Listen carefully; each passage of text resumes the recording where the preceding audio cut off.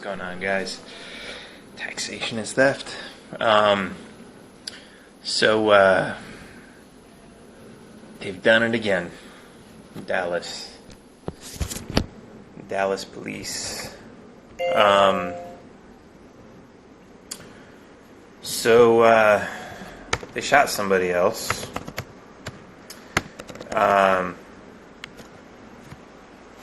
So here's the thing. Why does this keep happening? How did this happen? What's going to happen? What's up, Padilla? I will check. I just opened up the app and saw a few messages. I'll check after this. Boogaloo Bob, what's up? So, we see a lot of police killing people, but some of them, it's someone committing a crime, and so there's kind of a discussion over, yeah, but it was kind of justified because he was dealing drugs or, something, and yeah, you can argue back and forth. But sometimes there's just no reason for it. Sometimes it's a little bit more than drugs. It's, yeah, they weren't using their blinker, but they didn't just show their ID like they were supposed to. They were asking too many questions, and they should have just complied, and that's why they ended up dead. But I got to give you the backstory, I guess, with DFW for anyone who doesn't know. A month or two ago, an off-duty police officer was coming home from work. She had a long shift and she was really tired, and so she went into the wrong apartment, didn't recognize that the door was completely different. There were all these things outside. She went into the wrong apartment, didn't recognize the furniture was different, and saw a neighbor who she knew from before, and she thought somebody had broken into her house, and she shot and killed him. She was just found guilty of murder. The day after, one of the witnesses was shot and killed, supposedly over some drug deal by some people who wanted to kill him and take all his drugs, even though they left all the drugs behind. All kinds, just lies after lies after lies. This person was a witness who was going to testify also in the civil case now against this police officer who was just convicted.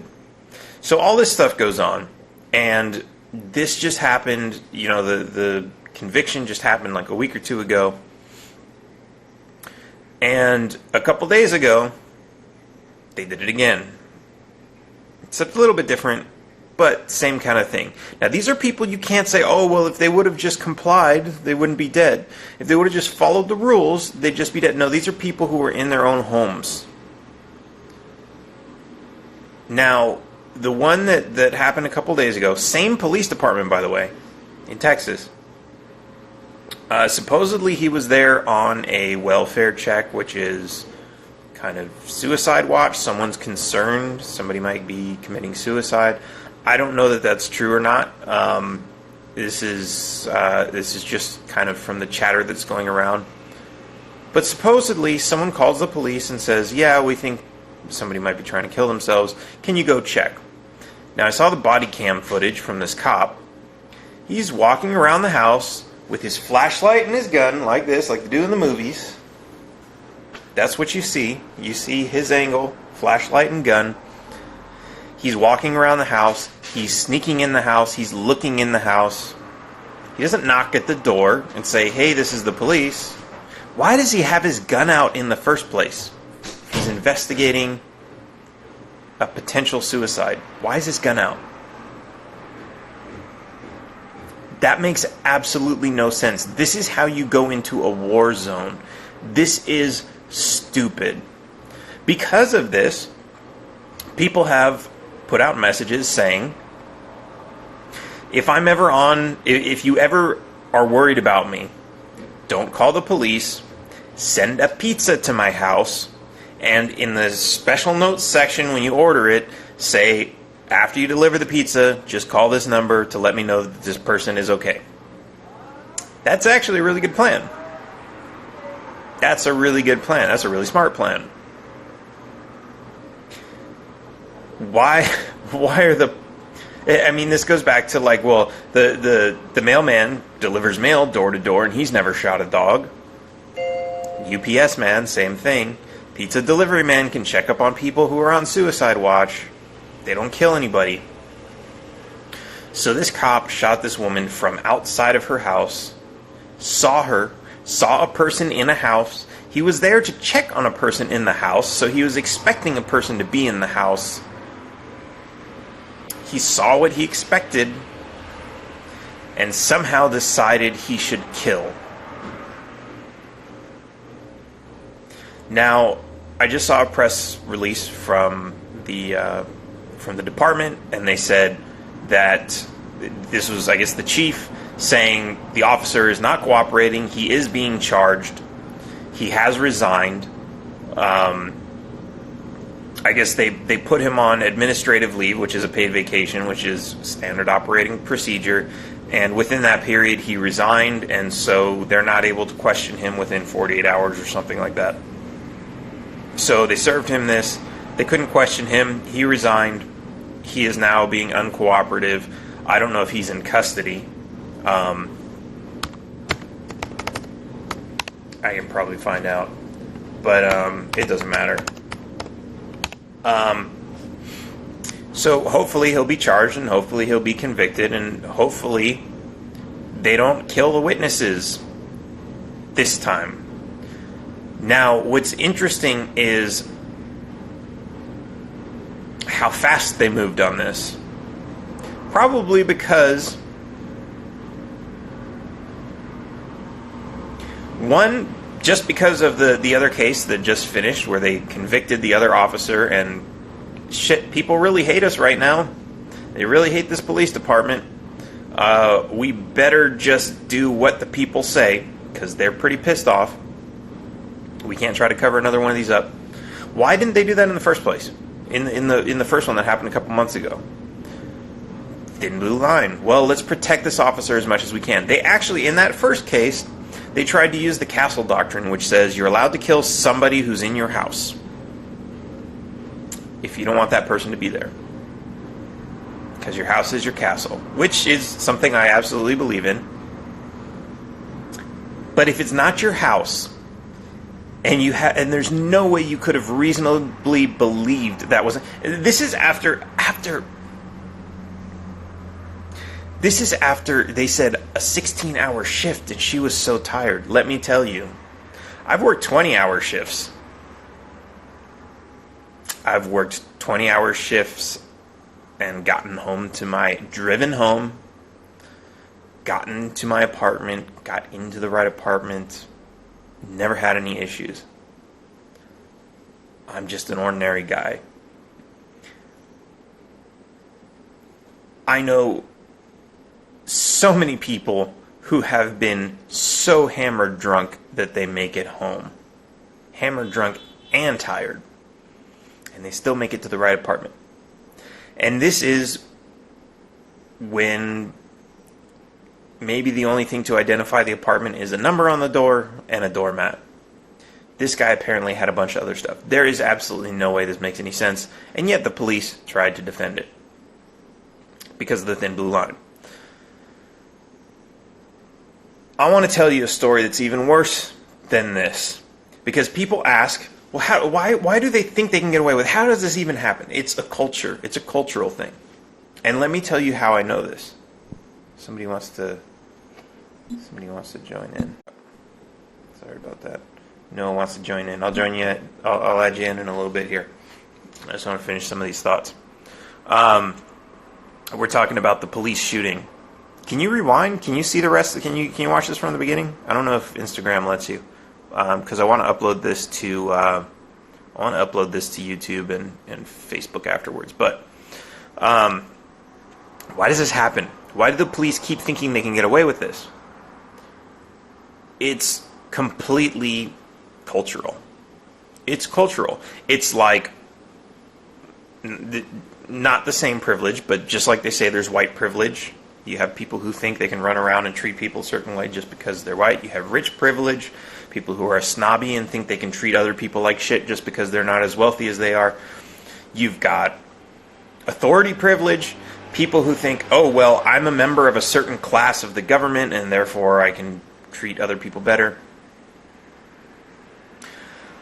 You will see so many cases. Ask a cop who arrests people and puts them in prison for possession of marijuana what he would do to his own children if he caught them in possession of the same substance.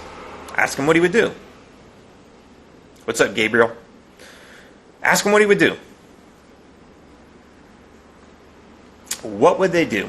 Would they arrest their kids the same as any other person, or would they give them special treatment? Okay, son, I'm going to throw your weed away and give you a lecture about why you shouldn't be smoking weed. Which one do you think is going to happen? I can tell you, because I've seen it happen before. But it gets worse. So, when I lived in Los Angeles, when I was probably like 19, 20. I was living in the valley, the San Fernando Valley, and there were a lot of drugs up there. I want to say meth was pretty popular around there, and I just left my parents' house. I was enjoying the single life, living my own apartment, meeting all kinds of people, doing all kinds of fun stuff, getting into all kinds of trouble. I had a neighbor. And this neighbor was always getting into trouble. Except he was getting into real trouble. He was getting arrested for all kinds of stuff. And it started as small stuff. He would do shoplifting, this kind of stuff. Nothing too super serious, but criminal. And he'd get busted, and he'd go to jail, and he never got charged or convicted. After multiple offenses. And I was happy for him, because I'm like, yeah, okay, whatever, small shoplifting, he's my friend, yeah, okay, that's pretty cool, man. Why? Why didn't he ever get charged or convicted? His mom was a cop. So he felt like he could get away with anything. Now, he would hang out with some other people that were worse than him. These are people who would break in and steal lots of stuff. They'd break into, I don't know what kind of, office buildings and stuff, and they'd steal computers and all kinds of stuff. These are the kind of people he hung out with.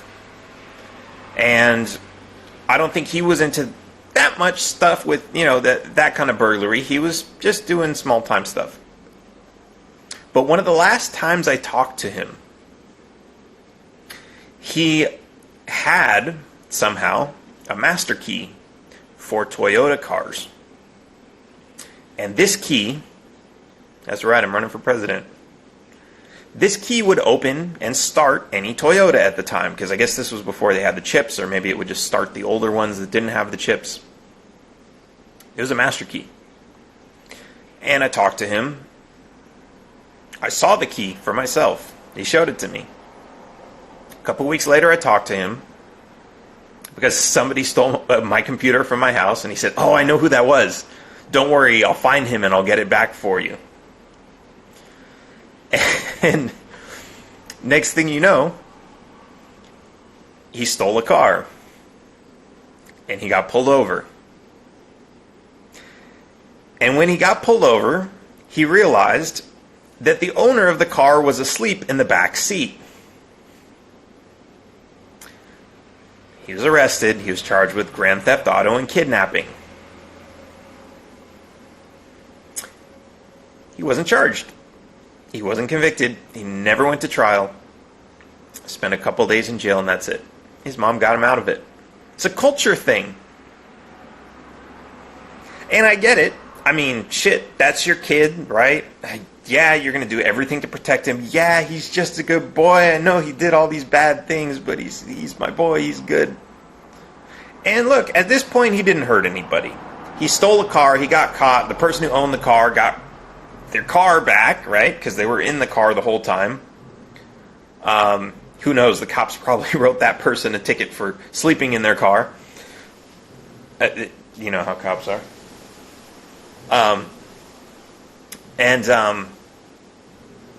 So that's how it was. Years later, I haven't lived in California for a long time, but I'm back visiting family. I'm listening to the radio. And I hear on the news they're talking about this guy and all of the horrible things that he did. He wasn't going to do anything too bad. He was just breaking into a house to steal some things. But the house wasn't empty like he thought it was, and he was there with somebody else. There was I think it was a 13 or an 8-year-old girl there by herself. Probably 13. Does anyone leave an 8-year-old by themselves? I don't know. They ended up kidnapping this girl. I'll let you figure out all the other things that they did to her.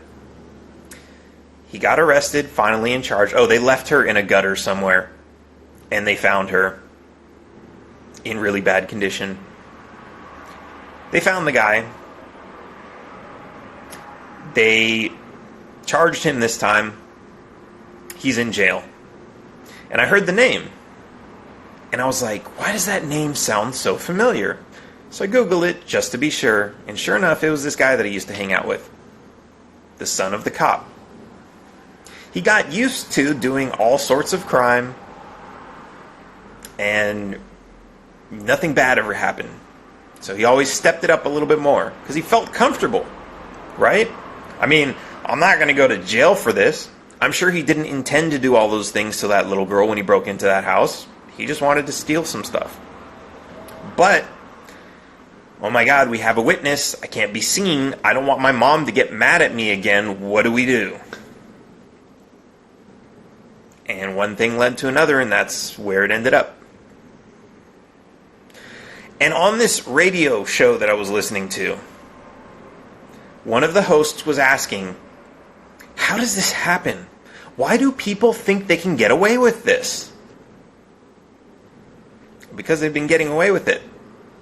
Because the system that's supposed to stop people from getting away with it is too busy going after people who aren't doing things to other people. They're sitting in their living room smoking weed, not bothering anybody.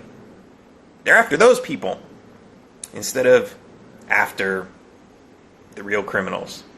And when the real criminals get caught, or the police officers get caught, or the families of police officers get caught, well, hey, I know a guy. I'm part of the family. I'm part of the thin blue line, so I can't be charged or prosecuted. You got to let me go. That's how it works.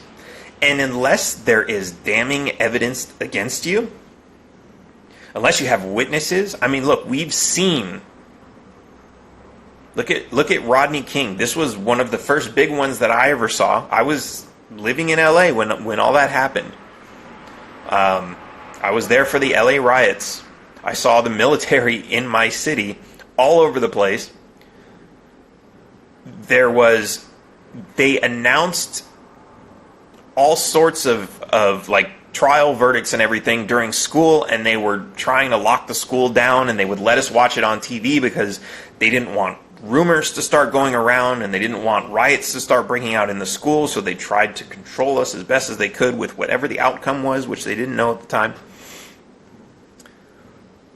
I went through all that, and Rodney King, we saw that video footage. We saw that. And what happened to those cops? Nothing. It was justified. Because Rodney King was a bad man. He was a really bad man. He wasn't hurting anybody, but he was a bad man doing bad things. And so it was okay for the police to beat the shit out of him. And so, blowback, people got mad, and they retaliated.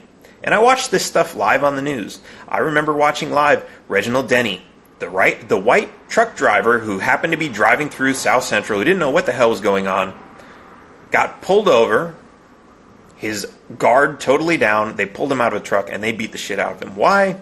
Revenge. And how could that have been prevented? Because everybody says, oh yeah, look at those criminals down there. They pulled that innocent white man out of the truck. Yeah, that was wrong for them to do that. But you know what would have prevented that? Charging those criminal cops and sending them to jail. That would have prevented a lot of damage. That would have prevented riots. That would have prevented people burning down buildings and businesses. That would have prevented a lot. But you didn't want to do that. You didn't want to charge the cops because of your thin blue line. Your little brotherhood. Look, I get it. There's a lot of great cops out there who want to defend society from criminals. It's a really difficult thing to say, because if they're following orders, that's not what they're doing. If they're out there giving traffic tickets, they're not making anybody safe. If they're out there fighting the drug war, they're not making anybody safe.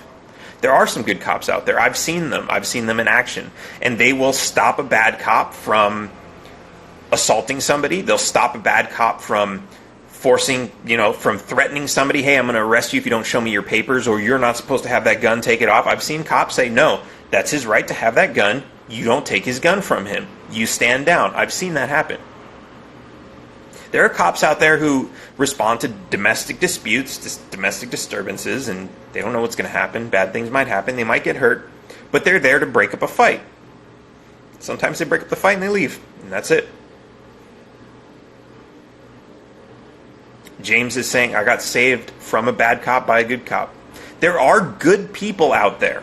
That's the thing. There are good people. And some of those good people go to work for the police. And if they stay good people, and they don't follow this institutionalized violence that the police departments have structured in their rules and code and everything else that they have, then they can be good cops. But there's not a whole lot of them, because most people, they see the glory of wearing the badge and carrying a gun and getting to kill people and get away with it, getting to bully people around, getting to give tickets, getting to be macho, getting to push people around, and getting to be the big guy. You can't talk back to me because I've got a badge. That's what a lot of people get. That's what a lot of people want. When I was probably about 20, that was something I wanted to do. I wanted to go work for the CHP because I wanted to get involved in some of those high-speed chases, but I didn't want to go to jail, so I had to be on the other end. I was considering that. I had a friend who was getting me all the information. Hey, if you want to join CHP, here's where you get to go. For all the wrong reasons. So,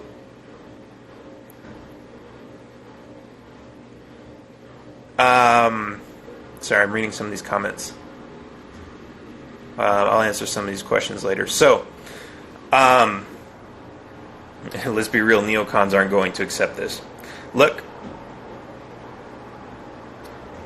we have this concept, right? We hear this all the time. One idiot's going to ruin it for the rest of us, right? One person goes and shoots up a school with an AR-15 and, well, we got to take the AR-15s away because obviously people aren't able to handle these. Somebody gets drunk and crashes into a school bus. Well, we can't let people drive drunk anymore because obviously people can't handle their alcohol. And from that, you got to close the bars down at 2 o'clock. Your alcohol can't be over this much. All these rules come into place because a couple of idiots ruin it for everybody. What about weed? Well, I don't think anybody ever ruined anything on weed, but I'm sure they had some excuse. There was a lot of racism behind the war on drugs. But they found a couple people and probably made examples out of them and said, look, we got to ban this because a few people ruin it for everybody. There are stoners out there that make weed look bad. What else? Everything. Pretty much everything. A few bad apples and everyone else loses the right. So tell me why. When a few bad cops go out there and kill people, murder people in cold blood without any reason for it, why is it that cops don't lose their rights because of a few bad apples? Why don't we apply that same rule to them? Why not? Why don't we say, okay, look, obviously these police aren't able to handle this much authority. They're not able to handle being able to kill somebody, carrying around guns and responding to certain high-stress situations. They can't handle that. So if we're going to send them, let's send them without guns. Let's send them just with tasers. Even with tasers, they abuse them. Even with, and these are some things that cops say. I know some cops. I know some ex-cops. I know cops who say all kinds of things, who used to say all kinds of things, or who heard all kinds of things when they were working for police departments. If you want to beat the shit out of somebody, don't use your baton, use your flashlight, because it makes you look more innocent to the jury. If you're going to carry around a baseball bat in your trunk to beat the shit out of somebody, make sure you also carry a baseball glove. Because otherwise it looks like you were just carrying around a baseball bat so you could beat the shit out of somebody. Always carry around a spare weapon from the evidence locker and keep it in the trunk. Because you never know when you're going to need to plant it. Oh, he had a gun. Had to shoot. This isn't just one department. This is multiple departments that I've heard this from. Officers have told me this. This isn't conspiracy theory. This isn't some movie stuff. Real officers have told me this. Take away. Gaggist is saying, take away the authority of cops, and you're taking away the authority from the establishment that bans things because of the bad apples. Exactly. They don't want to lose that power to take away our rights by losing their power. They get the power. It's classism. They're better than us. And if they happen to catch one of their own, oh, well, it's okay. We'll have to let him go. We've seen how this plays out, too. When a cop stops a senator or a congressman. Have you ever seen one of these? There's been a few of them. And the cops who are trained not to listen to anything one of their subjects says, to treat everyone like a criminal, to treat everything that they say as a lie, until there's documented proof. Don't trust what their name is until they show you their ID. They'll stop congressmen and senators, and these are on, you can find body cam footage of it, or dash cam footage, and these people get really pissed off. They get out of their car and start yelling, "Do you know who I am? I don't have time for this. I'm on my way to Congress. I'm on my way to the Senate. You have no right to stop me." Oh, really? So you're above the law? You're above the law. That's what you're saying. You don't like it when your little pawns are out harassing you because mistaken identity, but it's okay for those same pawns out to be harassing your constituents over bullshit. Oh, you're going 2 miles over the speed limit. What happens when a cop gets stopped drunk by another cop? A lot of times they don't get charged. Once in a while they do. Maybe it's a cop who's making trouble. I mean, don't get me wrong. It's not like cops don't ever get written up or fired or anything else. Sometimes they'll see a cop and they'll say, okay, look, yeah, it's okay that we get in trouble every once in a while, but this guy keeps getting into trouble, and he's gonna get in trouble on camera and screw something up for the rest of us. So in order to protect us and all of our safety and our system that allows us to get away with these crimes, we got to get rid of a couple of these like total crazy ones. But if they had to get rid of all the cops that were breaking any kind of rules, if they had to write up cops for the little things that they write us up for, they'd have almost nobody left. Which would be great, actually. Except then they couldn't collect the fines, and then they couldn't prosecute us with drug war penalties and crimes and all this other crap. So,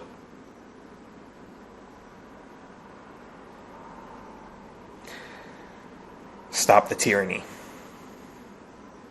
says Dexter. Yes. I mean, look, these cops have been getting away with it for a very long time. We only hear a lot about it now because of the body cams and the dash cams. Remember, Rodney King wasn't even recorded by the police. That was recorded by an innocent bystander with, like, one of those shoulder VHS cameras. I think it was out of the window of his house. And that was one of the first big ones. These guys are doing all kinds of shit that we're just not seeing. We already know there are stories. We know there are police who have killed people.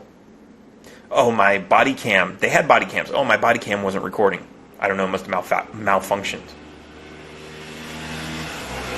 40% of them would be in jail for domestic abuse. Their video cameras malfunction. And that's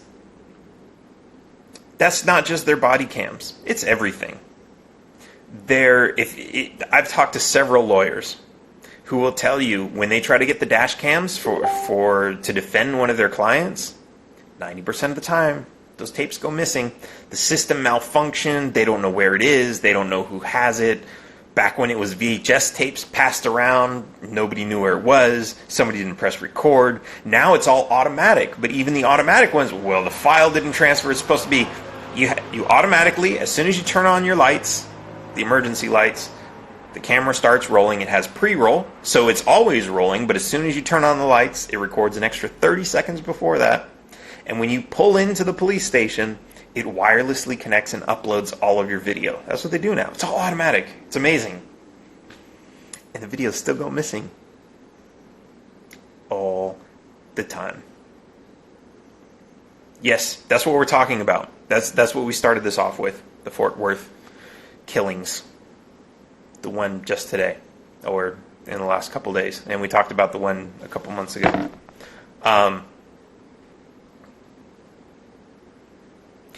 If you want to see this system changed, we have to stop this blind trust of police, and we have to stop giving them so many things to police. That means we can't let them charge everybody with drug crimes. We need to end the drug war. That means we need to get rid of a lot of these traffic rules so that they're not out there collecting money. Maybe it just means getting rid of the fines. Leave the rules there. Let people tell other people, hey, asshole, you didn't use your blinker. It's still a rule. There's just no fine associated with it. Because this is what gets cops out there. Hey, we got to stop more people. Hey, we got a quota to meet. They say there's no quota. There's a quota. The quota's there. It goes something like this. Well, your numbers are down this month. Are you out there doing your job, or are you out there sleeping? That's how it goes. You need more numbers. There's no quota, like, you need to make 50 arrests. It's, you got to improve your numbers so we know you're out there doing something.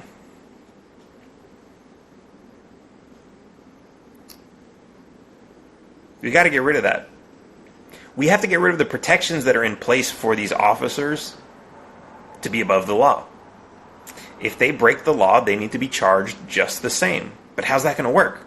Because who do you call? There was actually an article out the other day. There was a professor who estimates that in the past 10 years, over 2,500 women have been raped in custody by police officers. 2,500 women have been raped. In handcuffs, in jail cells, some of them drunk because they were picked up for drunk driving. Probably some of them unconscious. These are your wives, your daughters, your sisters. And they usually don't face charges. And they usually don't believe the women. Now, I know this goes into the whole thing, trust women with no evidence. No, we don't need to go that far. But we shouldn't just trust the police with no evidence either. I mean, think about it. Isn't that what happens in traffic court? Cop says he was speeding. Look, I have proof. I wrote it here on the ticket. I used my radar machine, which is not there in court. The radar machine said a number, which is not there in court. But I wrote this number down, and that's how fast he was going. Trust police. We have that policy.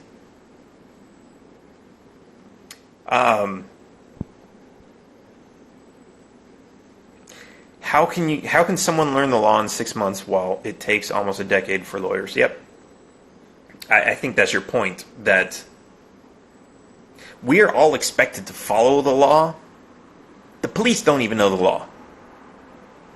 They enforce policy and procedure. They have a checklist.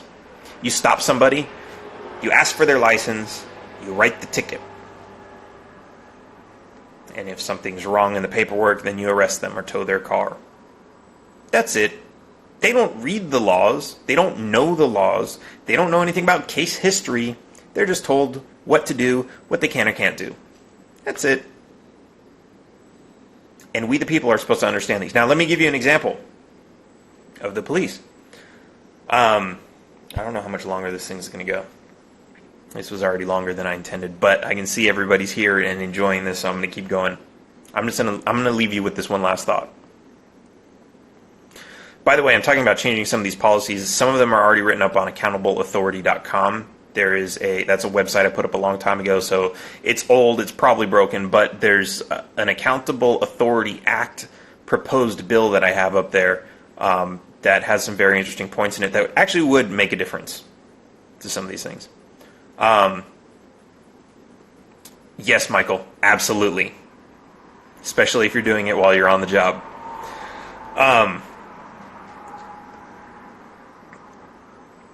Cops don't know the law. I'm going to give you two examples. One is a personal example. I got stopped by the police, and I'm trying to think how this came up, but at some point, because I gave him a license, but he didn't like the license because it was a foreign license. And he told me, oh no, it's because he stopped me because I didn't have plates on my car, but I was already parked in the parking lot. So I told him to get lost. And he said, if you don't show me your license, I'm going to arrest you for failure to ID. That's what he told me. This was in Texas. Now, I didn't know the law, so I just showed him my ID and played along. But the first thing I did, as soon as that guy was gone, was I went and I looked up the law on failure to ID. And what did it say? You can be charged with failure to ID if you have been arrested and you refuse to give your name and address, I believe. Name and address. That's it. Name and address. No picture ID, no passport, no documents, no birth certificate, nothing. Your name and address. That's all you have to give them. But only if you've already been arrested. You cannot be arrested for refusing to ID and then be charged with refusing to ID. I gave that story at a speech to a crowd of people in San Antonio, where it happened. And there were a couple lawyers in the courtroom, in the audience that stood up, and one of them pointed out, I'm a criminal defense lawyer. I've defended a lot of clients where not just the cops, but the prosecutors have no idea what the failure to ID law is. And they will sit there and they will argue, and the judges even, they will argue that a person refused to ID, and this lawyer would have to point out that it is not a crime to refuse to ID if you have not been arrested. Why is it that the cops and the judges and the prosecutors don't even know this pretty basic law? Because it's inconvenient, they ignore it. or because they just don't know the law. Here's another one, another example. I saw a video of somebody in a traffic stop. It was a dash cam, so you're watching the cop walk up to the window. Let me... Oh. Nope. Ivan, nope, absolutely not. Sorry, my video paused for a second. Okay, let me tell you this. I think it's raining. My friend who's a cop told me, when he was trained, one of the first things they told you at a traffic stop is the very first thing you do is you walk up to the window and you say, I'm officer such and such and I stopped you because blah. That's it. That's how you start the conversation. And what happened in this video? The cop goes up to the window and he says, I need your papers, please. And the guy says, well, can you tell me why you stopped me? And this has happened to me too. Can you tell me why you stopped me? I'll tell you everything you need to know after you give me your papers. Well, if you don't have any probable cause to stop me, I don't have to give you my papers. So unless you can tell me what that probable cause, I don't have to give you those papers. That's the law. That is the law. That is truth.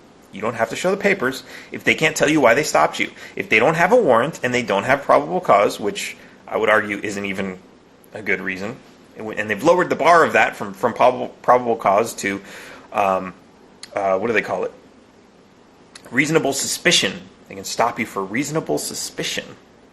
But that's because of the traffic code and all kinds of other shit. If you don't have a driver's license plate, then technically they need probable cause. But of course they'll say you didn't have a license plate, so that's probable cause. So what did you stop me for? And I've seen several videos of this. Sometimes the person gets ripped out of their car. Sometimes the cop pulls their gun out. All kinds of things happen. Why? The person didn't do anything wrong. And I hear people, this is what really pisses me off. I hear people all the time say,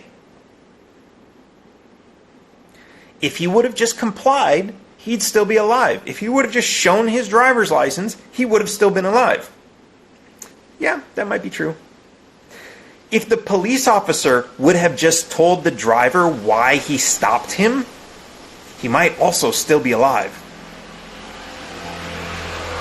But the people who bring up that argument never think about it from that side. There is responsibility on the police officer's side, especially because that's their job and they're supposed to know the law. All right, I've only got a few minutes left before I get kicked off, and I know Noah's been trying to get on here. I'm going to bring him in.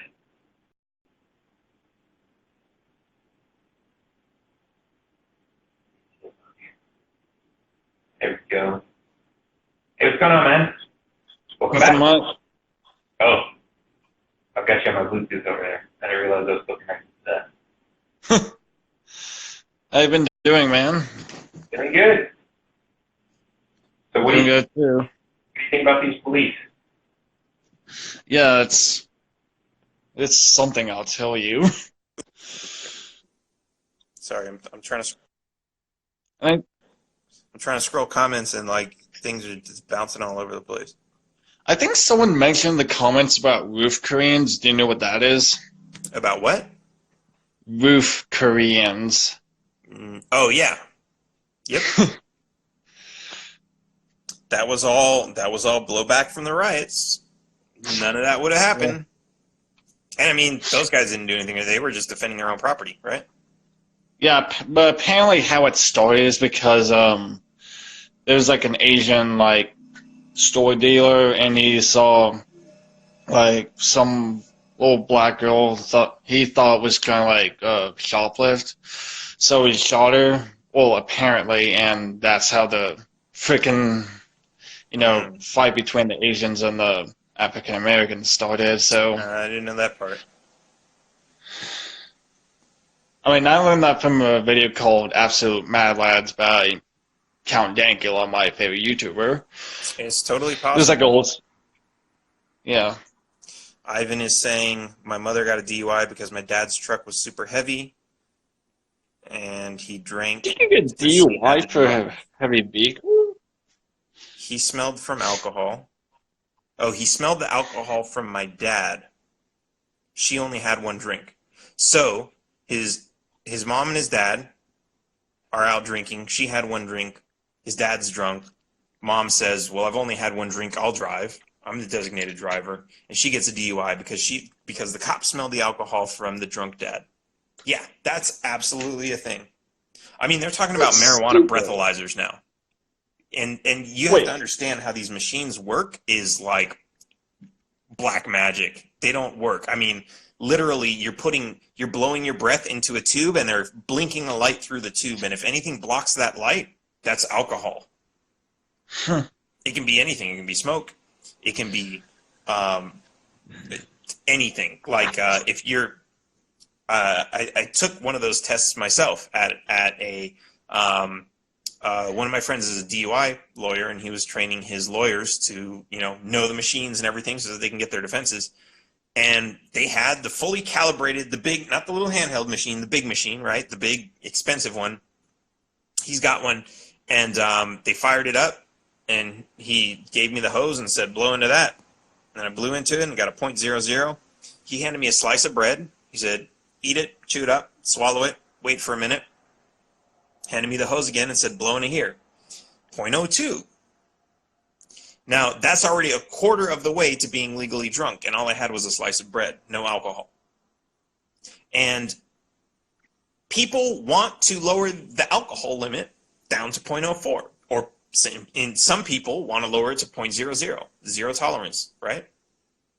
But what does that mean? You can have anything in your mouth that can register as alcohol in that machine, and you're drunk. It doesn't matter if you can pass the field sobriety test or not, because you can totally opt out of those and say, "I'm not going to take those," and you'll still get convicted. It's bullshit. It's all bullshit. And why do they stop these people? It's not because they were, I mean, yeah, some people, they're weaving in and out of the lanes and driving into mailboxes, but no, for most people, it's they forgot to use a blinker. Or they're seen driving out of a parking lot in an area where all the bars are. Let's stop that person. Let's wait for them to not use their blinker. Let's wait for them to, they didn't come to a complete stop. Let's wait for them to do something really, really minor. And as soon as you stop them, it doesn't matter if you smell alcohol. You say you smelled alcohol because they just came out of a bar. And you give them the field sobriety tests, which are designed to fail. Nobody can pass them because it's cops checking off boxes and saying, yeah, he didn't do this. His foot wasn't straight on the ground. Checkbox. Once you have enough check boxes, okay, here comes the alcohol test. And even if the alcohol test blows .00, which it never does, even if it does, they'll still arrest you and say, well, you were under the influence. You weren't .08, but you were under the influence. It's bullshit. Wait, is the field sobriety test basically where you have to walk in a straight line and then they'll get one of your fingers and kind of do this, something like that? So here's some magic about this, and I know this because I've trained with a lot of these DUI defense lawyers who know all these tricks, and they use them in the courtroom to defend against these cases. But when they go like this, they're asking you, follow my finger with your eyes, right? And your eyes are supposed to move smoothly. Now, if you're drunk, they'll kind of jerk around like this a little bit, right? But here's the thing. It doesn't just take alcohol to make your eyes jerk around. If you're standing, like, let's say I'm testing you, and behind me I've got I've got a spotlight right in your eyes, and I've got the blue and red blinking lights going, like flashing side to side, and it's like reflecting off the walls and everything. All those lights, like the same way that they'll trigger people to have seizures, will make your eyes jerk this way. And that's what they'll do. They'll stand with all that shit right behind them because they know. Because it's not like none of these cops have ever had any of their DUIs challenged. They know that this shit doesn't work, but they do it anyway. And so you're sitting there like, I passed it fine, and the cop, did he see your eyes jerk or not? Well, it doesn't matter because he's going to check the box, and he's going to tell the judge, well, his eyes were jerking when I moved my finger. It's bullshit. It's all bullshit.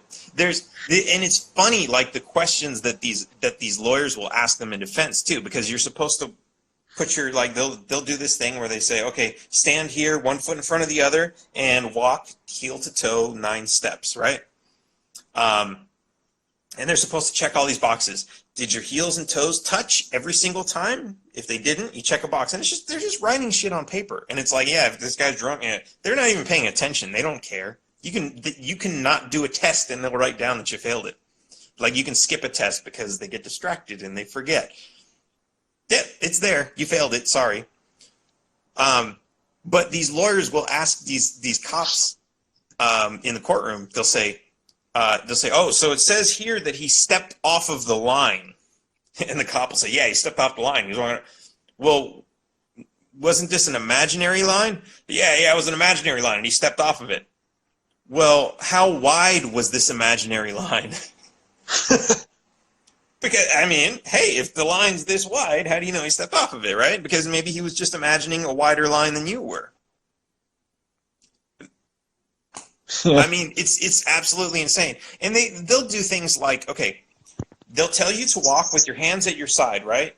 Now, have you ever seen someone on a tightrope? They put their arms up like this. It's for balance, right? Yeah, or carry a pole by. I'll use your example. Yeah. But if you've ever tried to like walk on a fence, like on a brick path, you know, like when you're a kid and you're trying to like balance on something, you put your arms up, right? Yeah. And when you're going like this, when your feet are out like this, you can balance easy. But when your feet are like this, like a little bit, like it's easy for someone to push you over that way because you've got like you're standing on this little narrow space, right? So it's natural to put your arms up. Now the cop will usually tell you to put your hands at your side, and as you're walking, because these are some of the things that you can see on the videotape if you're lucky enough to get their dash cam, they'll say, oh, look, see, he put his arms up. Yeah, but you never told him not to put his arms up. You never told him if you put your arms up, you fail the test. You just tell him start with your feet in front of each other and your arms at your side. And as they're walking, it's natural for people to put their arms up. And like, it's insane because it's just like, yeah. His eyes were jerking when they were moving. And then, you know, a cop says that, and then the defendant has a glass eye. Really? But his eye was jerking when it moved. There's, you know, they have women do this in high heels on gravel on the side of the road. Like, it's insane. And just do your best. That's what they tell them. Just do your best. Just try your best. Yeah, I can't do this. I'm in heels, or I have a bad hip. It's okay. Just do your best. No, they just want you to do it so they can check all the boxes, so they can say, yeah, Your Honor, she failed all the tests, so that's why I arrested her. And then she blew a .02, which is now the new legal limit because they want to lower it. And she blew a .02 because she had a piece of bread stuck in her teeth from lunch. Yeah. That's how ridiculous this whole thing is.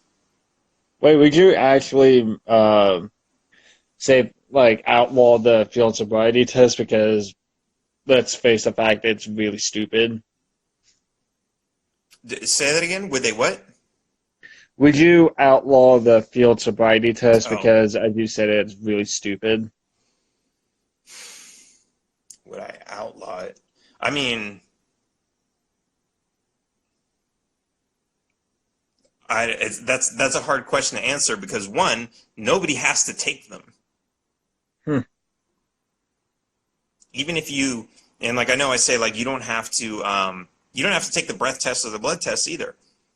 In most states, they can't make you. Sometimes they'll tie you down to a chair and they'll get a judge's warrant, which is also bullshit, and they can fight those because they're not real warrants. But you don't have to take the test. So on one hand, it's kind of like you don't need to change the law. You just need to let people understand what the law is, and the law becomes irrelevant. And not that I'm trying to justify that people drive around drunk. But if you can't tell that somebody is too drunk to drive by their driving, you really shouldn't be stopping them at all.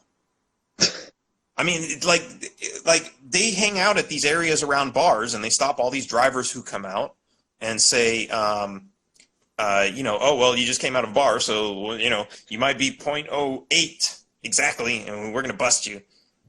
Meanwhile, because they're stopping every car that comes out, the guy who's like .20 just happens to like peel out of the parking lot and drive down the street. Oh yeah, I see the cops are busy. I'm going to take off right now. And he goes and kills somebody. Why? Because they're busy trying to get as many as they can instead of just trying to find the ones that are really bad. It's not about safety. It's about money. The ones that are really bad, they'll crash. You don't need to catch them. You can give them a ticket after they crash, and then those are easy to find. Let's just and it doesn't matter if they crash into somebody and kill somebody first. It doesn't matter because we're going to give them a ticket. Hey, who knows? Maybe the driver of the car that they hit has a .06, and we can charge them with driving under the influence too. 2 for 1. It's insane. This is how they think. Yeah. It's all about money. It's not about safety at all. That's all bullshit. And this kind of goes back to this whole thing that I started this out with about these cops that are killing people, murdering people in cold blood. And they're getting away with it because that's the system that we believe is just. If we're believing that these cops are out there for our safety and they're not, then and I said this before, there are some good people who are out there trying to do the right thing. But when the institution itself is not about that, then the people who join it for the glory of wearing the badge and being able to be above the law are going to do really bad things, and they're going to get away with it. And there's no way around that except to take away that privilege. And the only way you can take away that privilege is if the American people stop looking up to cops as heroes just because they have a badge and start judging them based on the merits of the work that they're doing and paying attention to the work that they're doing. That I agree with you on. That's a really fine line to say, because a lot of people, like, if you just say, like, if you say anything less than the cops are amazing, every single one of them, it's like, oh, you hate cops. And that's part of the problem. Like, we have to get people like that who are, cops are angels, to say, no, they're people. They're human beings. They make mistakes too, and they have issues. And any criminal can go apply for a job at the police department, and hopefully they're weeding them out.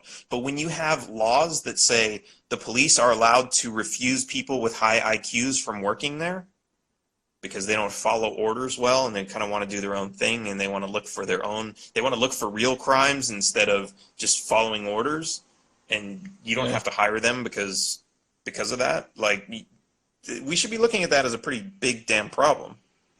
Yeah. All right, man, I'm going to get going because this has already turned into a much longer video than I planned. But anybody watching, Berman2020.com, we got some new shirts on there.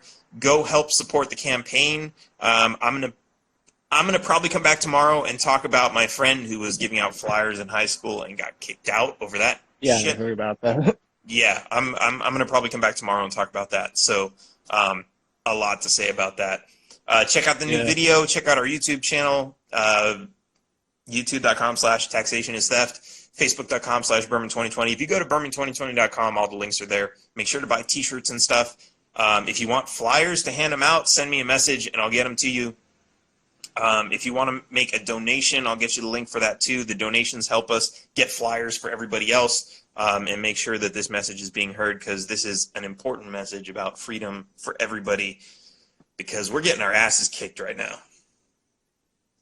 All right, man. It's been good talking with you. And everybody else, thanks for watching. I'll see you guys around. Taxation is theft. Yep.